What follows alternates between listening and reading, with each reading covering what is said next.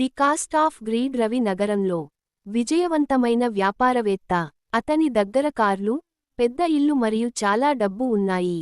కాని అతను ఎప్పుడూ సంతృప్తి చెందలేదు.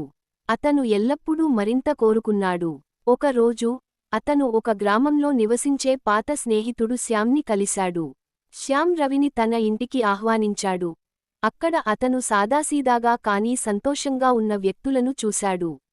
గ్రామస్తులు భోజనం పంచుకున్నారు, కలిసి నవ్వుకున్నారు మరియు ఒకరినొకరు చూసుకున్నారు.